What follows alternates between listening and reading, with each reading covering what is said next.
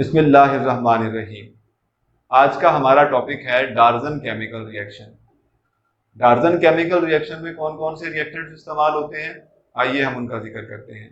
तो first of all जो reactant हम इस्तेमाल करेंगे वो है अल्फा हेलो ईस्टर।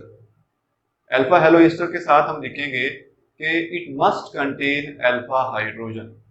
देखिए, alpha halo ester which contain alpha hydrogen when react with carbonyl compound in the presence of base। यहाँ पर बेस क्या इस्तेमाल कर सकते हैं? बेस हम यहाँ पर सोडियम अमाइड यूज कर सकते हैं, अमोनिया यूज कर सकते हैं, सोडियम मेथ ऑक्साइड यूज कर सकते हैं। तो ये बेस भी हम यहाँ पर इस्तेमाल करेंगे और जो प्रोडक्ट होगा हमारा वो है अल्फा बीटा एपॉक्सी एस्टर।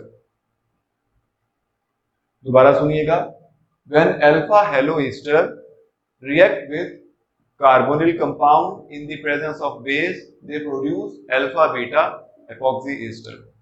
अब इसकी एग्जांपल्स की बात करते हैं। यहां पर देखिएगा, कार्बोनिल कंपाउंड हम यूज कर रहे हैं एसिटल्डिहाइड। एसिटल्डिहाइड के अलावा यहां पर यूज कर रहे हैं, वो हमने यहां पे लिखा, देखिए ये है ईस्टर के लिए फंक्शनल ग्रुप। इस फंक्शनल ग्रुप के साथ जो डायरेक्टली कार्बन अटैच है वो है अल्फा कार्बन। तो इस अल्फा कार्बन के साथ देखिए यहाँ पर हेलोजन ग्रुप मौजूद है, इस वजह से ये अल्फा हेलो ईस्टर हुआ। और इसके साथ साथ हमारी सेकंड कंडीशन भी फुलफिल हो रही है यहाँ पर कि अल्फा कार्बन के साथ अल्फा हाइड्रोजन भी मौजूद होना चाहिए। तो यहाँ पर अल्फा हाइड्रोजन भी मौजूद है। अब हम सोडियम अमाइड बेस यूज कर रहे हैं और इसके नतीजे में हमारा प्रोडक्ट बन रहा है अल्फा बीटा एपॉक्सी ईस्टर, और इसको ग्लाइकोसिडिक ईस्टर्स भी कहा जाता है। अच्छा, फिर हम सोचते हैं कि क्या सिर्फ इसी तरह का रिएक्टेंट यूज किया जा सकता है, यानी अल्फा हेलो ईस्टर जो हम यूज कर रहे हैं, क्या ईस्टर वाली कंडीशन लाजमी है? तो ऐसा नहीं है, कुछ और भी रिएक्टेंट्स ऐसे हैं जो कि डार्जन केमिकल रिएक्शन के मैकेनिज्म को फॉलो करते हैं। तो देखिए यहाँ पर एक हमारे पास कार्बोनिल कंपाउंड है, यहाँ पर देखिए ये ईस्टर फंक्शनल ग्रुप मौजूद नहीं है यहाँ पर कोई, मगर देखें इस कार्बन, ये अल्फा कार्बन के साथ हेलोजन भी मौजूद है और हाइड्रोजन भी मौजूद है, कार्बोनिल कंपाउंड है। तो बेस की मौजूदगी में तो मुतालिका कंपाउंड हम हासिल कर लेंगे और ये भी एपॉक्सी कंपाउंड है। अब हम इसके मैकेनिज्म की बात करते हैं।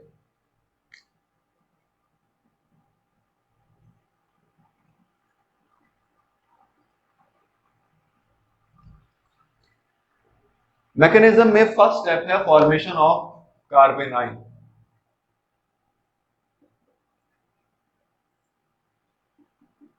Formation of कार्बेनाइन। अब कार्बेनाइन हम किससे बनाएंगे? अल्फा हेलो ईस्टर से। तो हम यहां पर अल्फा हेलो ईस्टर लिख रहे हैं, यहां पर ये हमने हेलोजन लिखा, इसके अलावा ये हाइड्रोजन, अल्फा हाइड्रोजन लिखा।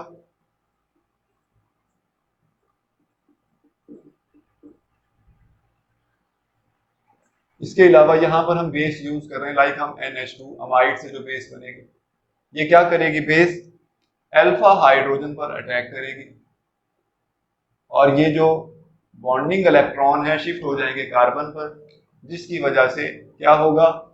ये कन्वर्ट हो जाएगा कार्बेनाइन में। Cl CH यहां पर नेगेटिव चार्ज, इसके अलावा COO C2H5। अब हम कार्बेनाइन प्रिपेयर कर चुके हैं। सेकेंड स्टेप में क्या होगा?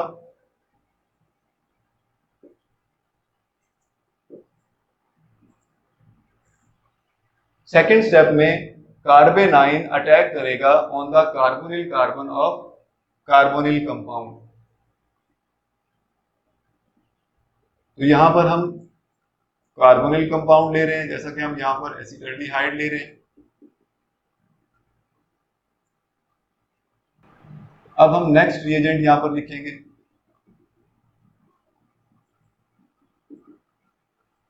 तो हम इसको तरतीब दे रहे हैं अपनी आसानी के लिए।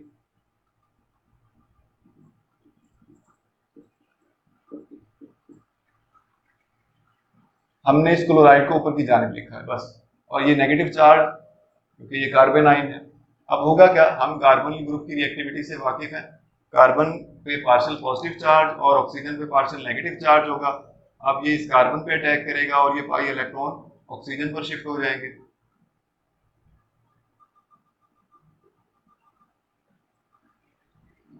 अब क्या प्रोडक्ट बनेगा,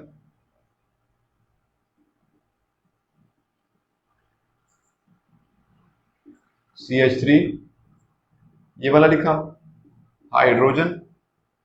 इसके अलावा अब ये कार्बन डायरेक्टली इस कार्बन से अटैच हो गया तो CH COO C2H5, इसके साथ क्लोराइड भी अटैच था। यहां पर जो पाई इलेक्ट्रॉन ऑक्सीजन पे शिफ्ट हो गए तो O नेगेटिव। तो सेकंड स्टेप कंप्लीट हुआ। अब थर्ड स्टेप की बात करते हैं। थर्ड स्टेप में क्या होगा, यहां पर इंट्रामोलिक्यूलर न्यूक्लियोफिलिक सब्स्टिट्यूशन होगी। हम इस कंपोनेंट को दोबारा लिख रहे हैं,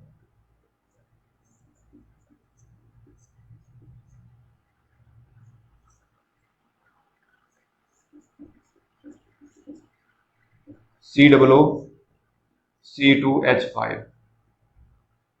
अब यहां पर क्या होगा, ये ऑक्सीजन इस कार्बन पे अटैक करेगा और यहां से क्लोराइड ग्रुप रिमूव हो जाएगा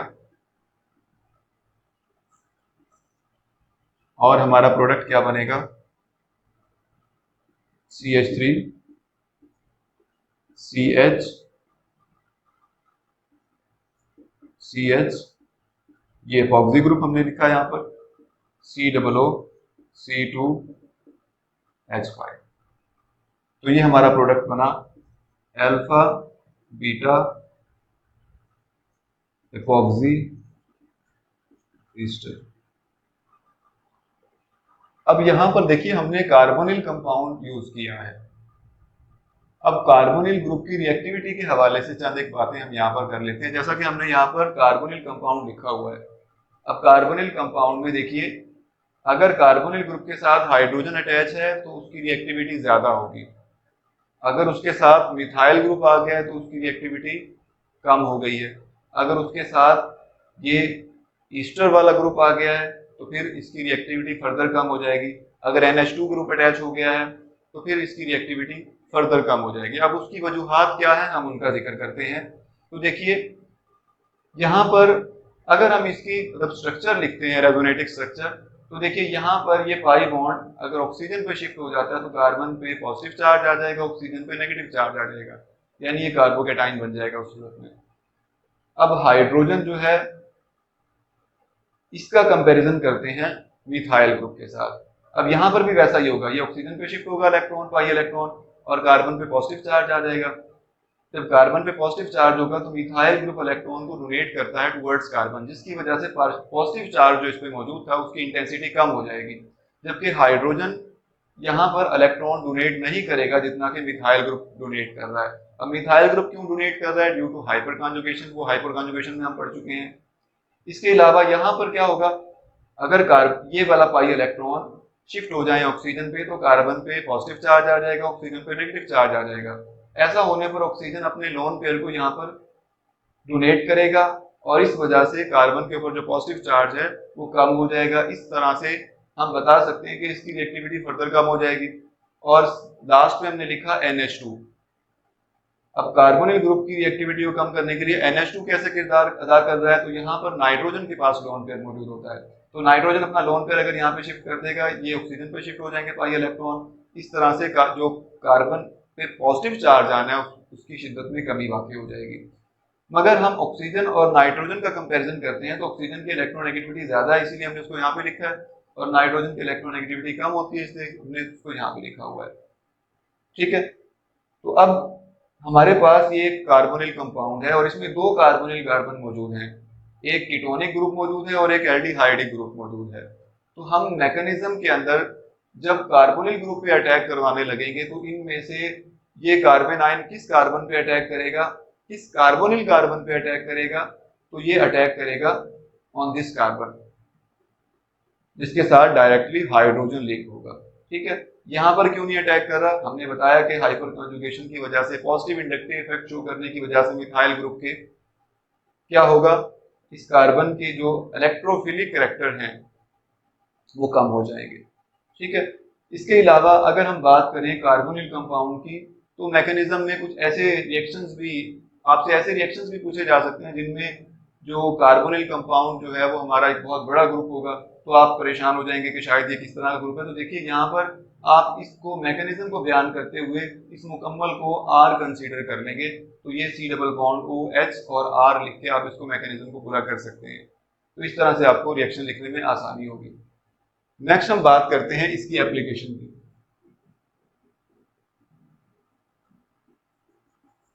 अब इसकी एप्लीकेशंस क्या होंगी?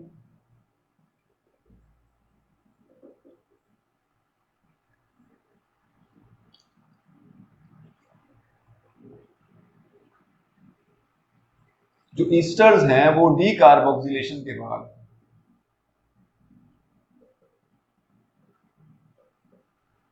कार्बोक्सिलिक एसिड में कन्वर्ट हो जाते हैं।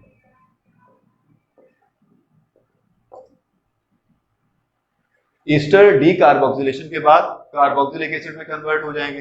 हम देखते हैं कि वो कैसे होगा। तो देखिए ये हमारे पास अल्फा बीटा इपॉक्सी ईस्टर है, हम इसी को लिख लेते हैं यहाँ पे CH3 कार्बन, इसके साथ हाइड्रोजन लिखा CH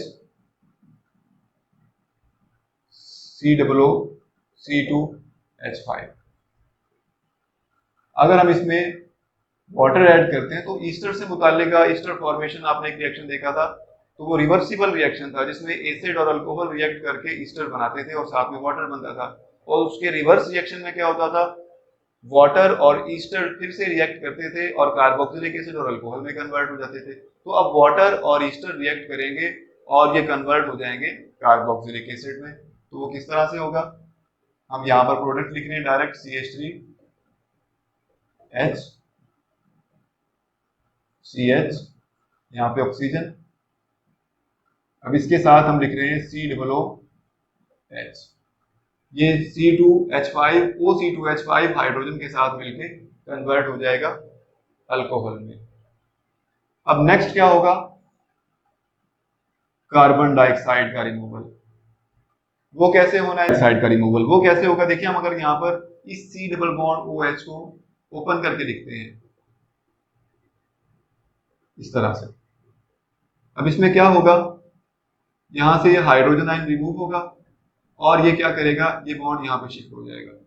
ठीक है, और इसके अलावा क्या होगा, जब ये बॉन्ड यहाँ पे शिफ्ट हो जाएगा तो कार्बन डाइऑक्साइड CO2 बनेगा और ये बॉन्ड जो है वो यहाँ पर शिफ्ट होगा।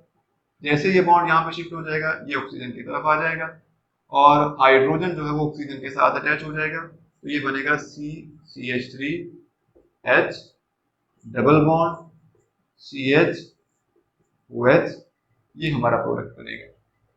तो ये एप्लीकेशन है डार्जन केमिकल रिएक्शन।